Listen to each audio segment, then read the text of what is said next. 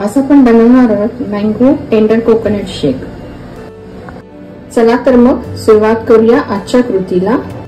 याचे main ingredients आहेत mango, tender coconut, सब्जा, sugar, coconut water, chia seeds आणि ड्राय फ्रुट्स। आता आपण हे मँगो आणि कोकोनट वॉटरचं मिक्सर मध्ये लावून आणलेलं आहे आणि आता हे आपण ग्लास रेडी करूया। त्याच्यामध्ये आपण थोडासा सब्जा पण घातलेला आहे।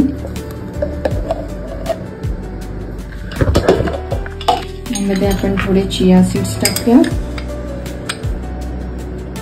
मुलांच्या हेल्थसाठी खूपच छान आहेत।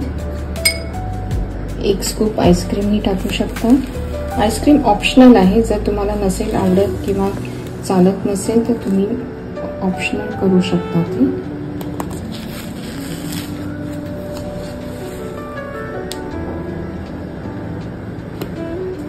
यावरती आपण आता ड्राय फ्रुट्स घालून घेऊया।